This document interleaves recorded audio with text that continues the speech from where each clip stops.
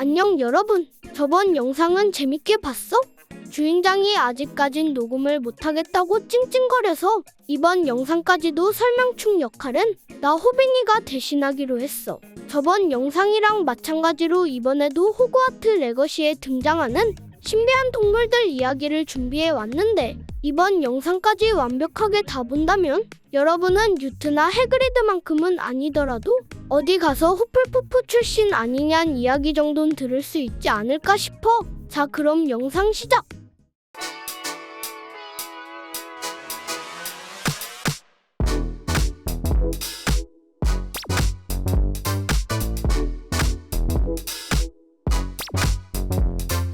제일 먼저 소개할 동물은 니플러야. 니플러는 워낙 인기가 많아서 다들 잘 알고 있지? 검은색 솜털과 긴 주둥이가 특징이고 마치 우리 너구리를 닮은 외모를 가지고 있지. 성격도 까탈스러운 편이 아니라서 키우기 쉬워 보일 것 같지만 그건 오산이야. 니플러의 위험 등급은 XXX로 높은 편에 속하는데 그 이유는 니플러가 가진 습성 때문이야. 니플러는 반짝거리는 물건만 보면 눈이 뒤집혀서 이런 물건들을 자기 둥지에 쌓아두는 습성이 있어. 그리고 땅굴을 정말 잘 파는데 이때 니플러가 만드는 땅굴 때문에 집이 무너지는 일이 빈번했다고 해. 그래서 니플러는 집안에서 키우는 것을 절대 금지하는 경우가 많고 가벼운 마음으로 키우기엔 힘든 부분이 많은 거지. 하지만 니플러의 이런 습성을 이용하려는 고블린들이 니플러를 키우는 경우가 많았다고 해. 고블린들도 돈에 욕심이 많은 건 다들 알고 있지? 니플러가 비록 사고뭉치처럼 보이는 경우가 많긴 하지만 성격도 유순하고 사람에 대한 애정이 많기 때문에 니플러가 가진 습성들을 잘 이해하고 돌봐준다면 아마 큰 사고 없이 지낼 수도 있지 않을까 싶어. 다만 유트 같은 사람도 니플러 때문에 고생을 하는 모습을 보면 나도 자신은 없어. 다음으로 소개할 건 거대 보라색 두꺼비야. 말 그대로 보라색을 띠는 커다란 두꺼비라고 생각할 수도 있는데 그냥 평범한 두꺼비는 아니야. 기본적으로 불과 관련된 마법에 관해 면역을 가지고 있고 거대 보라두꺼비의 사마귀는 마법약의 재료로 사용되어서 거래가 활발한 것으로 알려져 있어. 그리고 주의해야 할 부분은 이 두꺼비를 맨손으로 만지게 되면 사마귀가 옮아버린다는 거야. 다른 동물들에 비해서 생소하게 느껴질 수도 있는데 책이나 영화에서는 거의 등장한 적이 없고 주로 게임에서만 등장했기 때문인 것 같아. 그렇다고 책에서 아예 언급이 안 된 것은 아닌 게 해리와 친구들이 다이애건 앨리를 방문했을 때 신비한 동물을 다루는 상점에서 이 두꺼비의 모습이 묘사된 적이 있었어.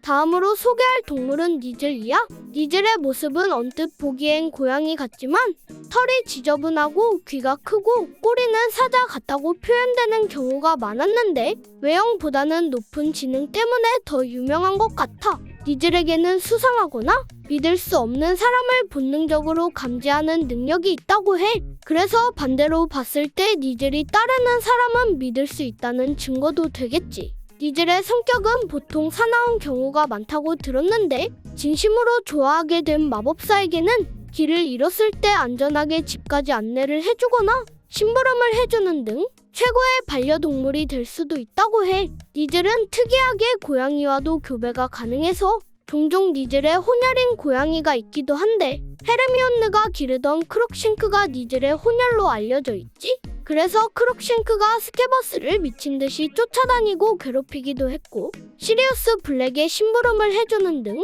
니즐이 가진 특성을 여러 번 보여줬던 것 같아. 다만 순혈인 니즐의 경우 마법부에서는 자격증이 있는 사람만 사육할 수 있도록 정하고 있어. 니즐의 신비한 능력들 때문인지 올리벤더스 지팡이 상점의 제작자인 게릭 올리벤더의 아버지는 니즐의 수염을 지팡이 코어로 사용하는 것을 좋아했다는 이야기도 있어. 이어서 설명할 건 세스트랄이야. 세스트랄은 검은색 피부에 말라 비틀어진 말 같은 모습을 하고 있어. 그리고 박쥐 같은 날개가 있는 것으로 알려져 있지. 이런 모습 때문에 불행의 상징으로 여겨지기도 하지만 마법 세계는 세스트랄이 없인 못 사는 구조를 가지고 있어. 당장 호그와트만 하더라도 학교로 이동시켜주는 마차를 끌고 있는 게 세스트랄이거든. 하지만 대부분의 마법사들은 세스트랄의 존재를 모르고 사는 경우가 많아. 왜냐하면 세스트랄은 아무나 볼 수 있는 동물이 아니거든. 세스트랄을 볼 수 있으려면 누군가의 죽음을 목격하고 그 사람의 죽음을 이해하는 과정이 있어야 한다고 해. 해리의 경우를 보면 해리는 부모님이 어릴 적에 돌아가시는 과정을 목격했기 때문에 어릴 때부터 세스트랄을 보는 것이 당연해 보이지만 해리는 호그와트에 처음 입학했을 때 호그와트행 마차가 자동으로 움직이는 줄 알고 있었고 트라이위저드 컵 사건을 겪고 나서야 마차를 끌고 있는 세스트랄을 볼 수 있었다고 하지. 세스트랄의 인식이 좋지 않은데도 마법 세계의 이곳저곳에서 애용되는 이유는 세스트랄은 성격이 비교적 온순한 편이라고 하고 길을 찾는 능력이 탁월하기 때문이라고도 해. 목적지만 확실하게 알려주면 웬만한 곳은 데려다 주기 때문에 마차를 끌거나 탈 것으로 이용되는 것 같아. 호그와트 레거시에서도 히포그리프처럼 이동수단으로 사용할 수 있어. 주인장은 히포그리프를 탈 때 묵직한 느낌이 들었다면 세스트라를 타고 맵을 여행할 때는 조금 가볍고 빠른 느낌이 드는 것 같았다고 하는데 아마 실제로는 차이가 없을 거고 기분만 그랬다는 것 같아. 세스트라를 유인하는 방법은 피 냄새를 풍기는 거야. 해그리드의 경우 날고기를 이용해서 세스트라를 부르기도 했고 해리의 몸에 묻은 피 냄새에 이끌려서 세스트랄이 찾아온 적도 있었지. 하지만 세스트랄은 주로 죽은 시체나 썩은 음식을 먹고 살아서 피해 환장해서 아무나 공격하고 사냥하는 경우는 없다고 하니까 너무 무서워하지는 않아도 될 것 같아. 해그리드가 주장하기를 세스트랄을 정말 기분 상하게 했을 때 살짝 물어뜯기는 정도라고 했으니 위험하지는 않대. 해그리드 말이니까 믿어도 되겠지? 다음으로 소개할 건 유니콘이야. 유니콘은 새끼 때는 털이 황금빛이었다가 자라면서 은빛 털로 바뀐다고 해. 그리고 머리 쪽에 하나 달려있는 뿔이 특징이지. 외형이 아름답기 때문에 인기가 많은 편이지만 부끄럼이 많아서 인간들이 접근하기도 힘들고 만날 수 있는 기회도 적다고 해. 하지만 신비한 동물을 가르쳐주는 교수님들에 따르면 유니콘의 호감을 사려면 설탕 덩어리를 주면 된다는 말도 있어. 유니콘의 뿔이나 털 그리고 피는 지팡이의 재료로도 사용되고 마법 재료로도 귀하다고 하는데 특히 이 중에서도 다루는데 조심해야 할 것은 유니콘의 피야. 유니콘의 피는 강력한 생명력을 가지고 있다고 알려져 있지만 공격 능력도 없고 누구를 해치지도 않는 유니콘을 죽이고 얻는 피는 일종의 저주를 받는다고 해. 그렇기 때문에 유니콘의 피를 먹거나 사용하는 사람은 평생 동안 저주를 받아서 불완전한 삶을 살게 된다는 것이지. 그래서 웬만한 막장 인생이 아니라면 유니콘의 피가 아무리 강력한 효과를 보여주더라도 굳이 직접 먹거나 사용하는 일은 없다고 해. 호그와트 근처에 있는 금지된 숲에는 사람들이 드나들지 않기 때문인지 꽤 많은 수의 유니콘들이 서식한다고 하는데 그래서 이곳을 관리하는 해그리드의 경우 유니콘의 털을 집에다가 쌓아두고 지내서 슬러그온 같은 마법약을 연구하는 사람들이 해그리드의 집에 방문하면 눈이 돌아가 버린다고 해. 레거시에서는 유니콘을 포획하고 사육은 할 수 있지만 탈 수 없는 게 조금 아쉽긴 했어. 사실 유니콘도 한번 타보고 싶었는데 말이야. 다음으로 소개할 건 그래폰이야. 그래폰은 산을 좋아하는 건지 유럽 중에서도 산이 많은 곳에서 주로 출몰한다고 해. 덩치가 어마어마하게 크고 회색 그리고 보라색이 섞인 피부색을 가진다고 묘사되었어. 머리에는 긴 뿔이 있고 여러 개로 늘어진 수염이 특징이지.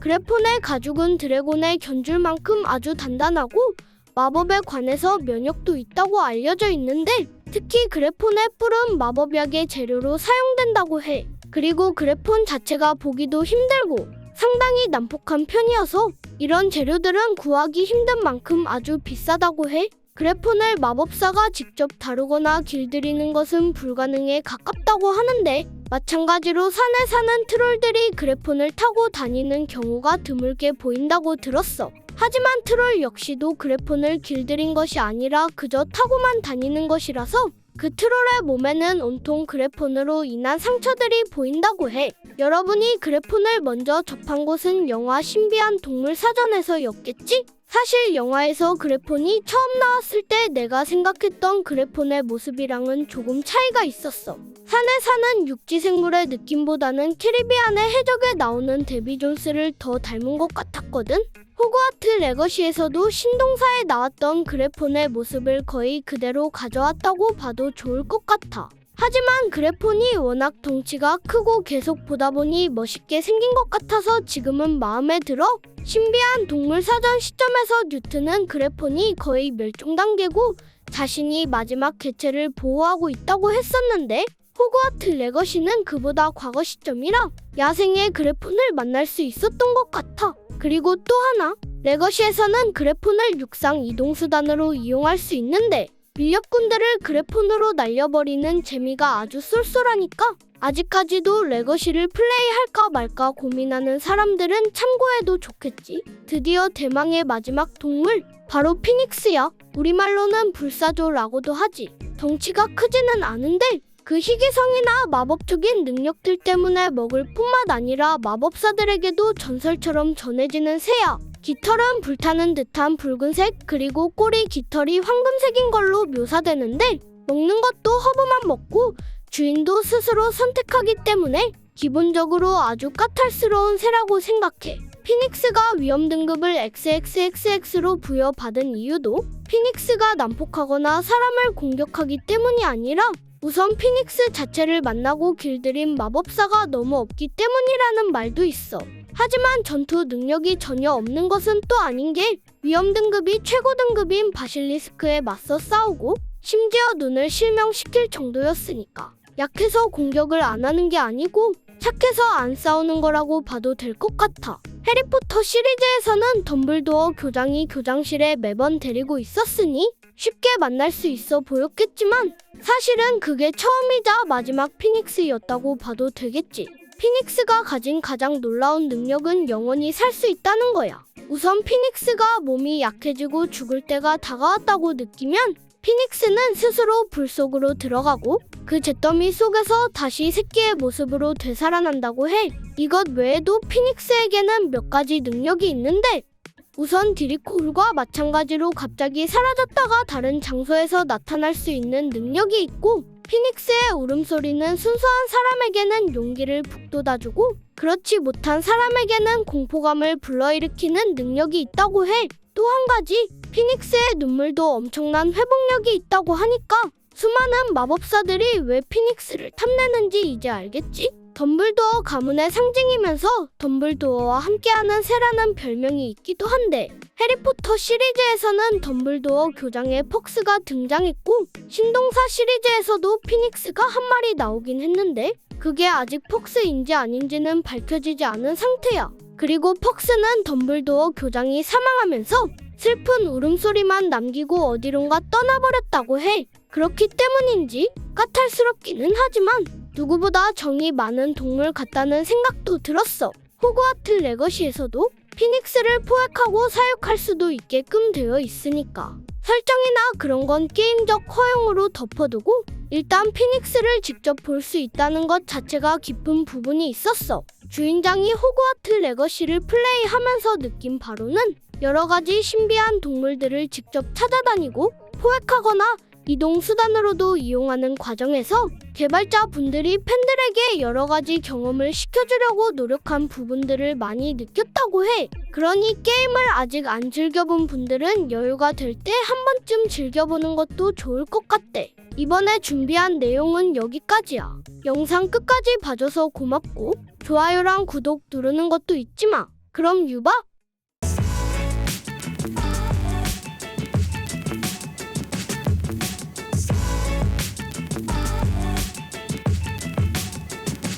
Wow.